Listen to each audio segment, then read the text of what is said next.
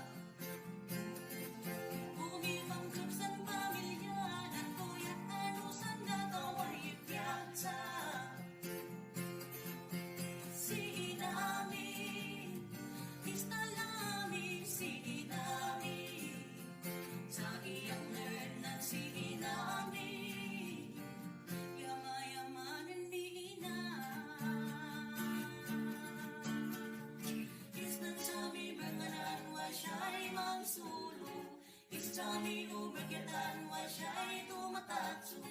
Mustan ni malakayan, way kumay matatako.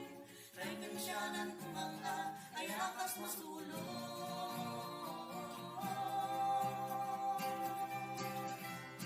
Master man ay sumahamon, tapos ay hirap na mahila-hila.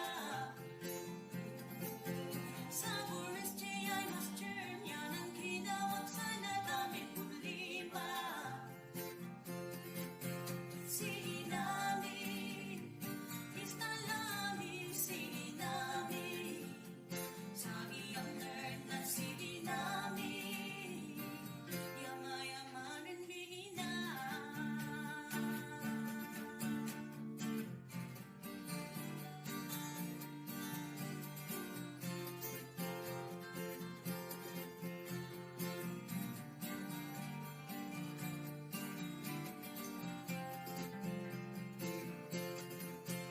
Si Inami.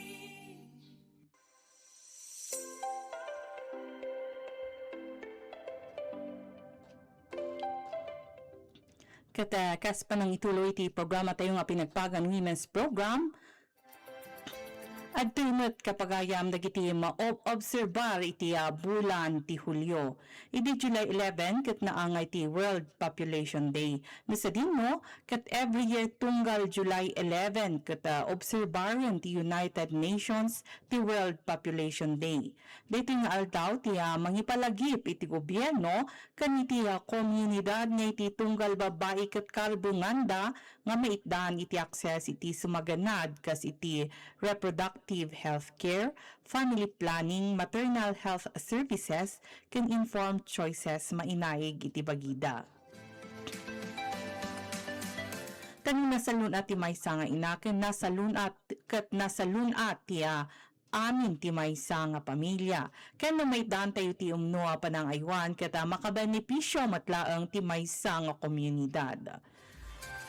Kata sumaruno ti July 12 no sa dindok kat maawawagan kas malala day. Dito nga aldaw kat mabigbigbigan mapasindayawan niya malalayo sa fasay niya kan ni malala kapagayam kat may nga Pakistani education advocate anang lasat iti assassination attempt kanya na kapula ang tamamati isuna nga karbungan ti tunggal babae nga adal. Katkas kuna niya malala, one child, one teacher, one book, and one pen can change the world. Kansigon ken kuana ti edukasyon ket parigtaon na ken idurun na ti maysa a babae ngagbalin kas maysa a dadaulo mapasaya ti family income masalakniban dagiti community resources ken makipasutda iti panangidaulo kadagiti indigenous communities ket papigsaan ti edukasyon ti panakaipreserba ti maysa a komunidad.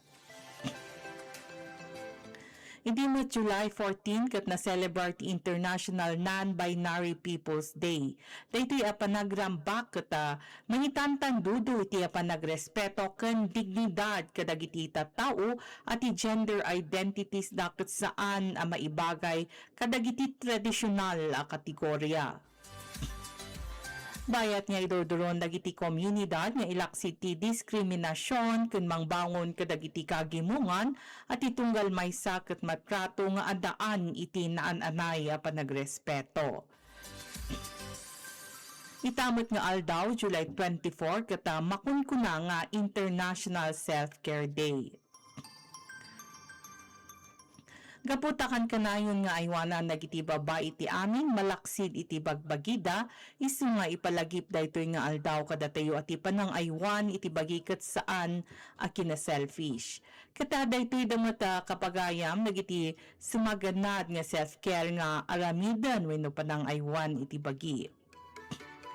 Masapol nga madaan iti umno nga oras ti panagturog mangan iti nasalunat nga makan ag-exercise, stress management, mental health kan kanayon nga agpa-medical check-up. Hindi ti maysa nga bangir, agpareband, agpamasahe, wenno agpa-pedicure. Dito kapagayam kat masapul nga ramiden tayo ita nga self-care day anya. Kan in short, ikan tayo ti oras ti bagi tayo nga ag-relax. Haan laeng nga agliwat, aglaba, aramidon ti amin nga trabaho ti balay kasi ti panagluto, pag-ukas, kan dadumapay nga haan nga malmalpas a klase ti trabaho. Kaya makabannog nga agpaiso ti trabaho ti maysa nga inata isu na ti mang isigurado nga dati makan, nalinis ti balay, ken nalabaan dagiti mausar. Isu nga dagiti lalaki kata numaminsan ay maawatan tayo man no nabannog ti asawa tayo ay ket ikkan tayo matati oras nga gilang. Ken awan ti mangdandanog kadagiti asawa data han tayo nga nakiasawa tapno dati disnugan tayo.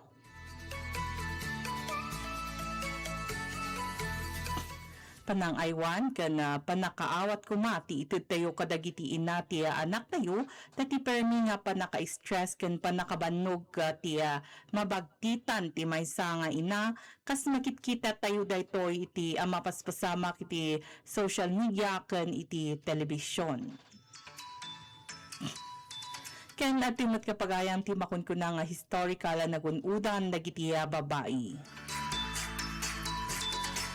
Saan ang napasama kiti may sa Arabi iti karbengan dagiti babae. Naragpat dagitoy babaan iti turut ken kinapinget. Iti July 2, 1964. Ti Civil Rights Act Title 7 kata iparit na ti diskriminasyon iti pagtrabahuan ang maibatay iti sex nagunod dagiti babae iti napigpig sa legal protection maibusor wenno maikontra iti saan na inkelintigan apan ng awat iti trabaho ken diskriminasyon iti pagtrabahuan. Ken idimot July 4, 1876, dagiti women's rights advocates kata pinasardunda ti selebrasyon ti Centennial ti Amerika tapno idatagda ti Declaration of Rights of Women ang kinalikaguman dati panagpapada. Impakita na daytoy saanen nga basta agtatan na ken mailaksid laeng dagiti babae.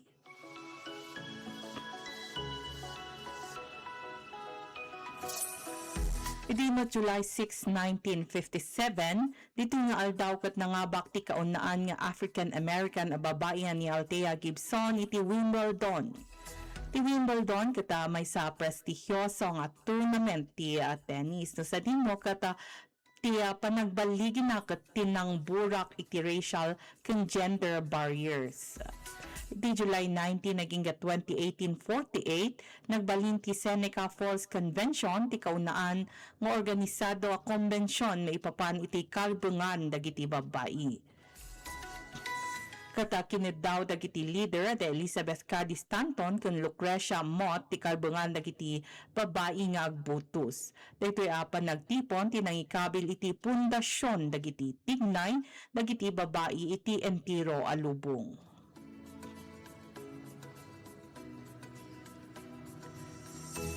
Katasakbay manen nga ituloy tayo daytoy programa at di pala ang mantia may sa nga kanta nga ipaay ko kadagiti babae nga madama nga nakatune in iti Radyo Sagada 104.7 FM ita nga oras.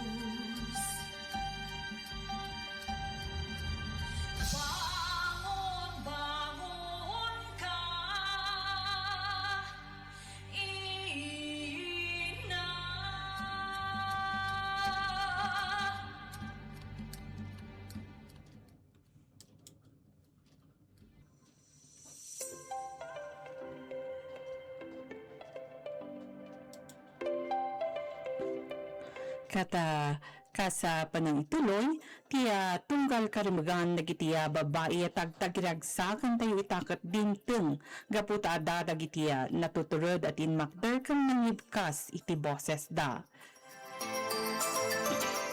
Isuro kada tayo tiya pakay si istoryan amang rugiti panagbalbaliw no ikudeng dagiti ordinaryo at tao ti panagtignay.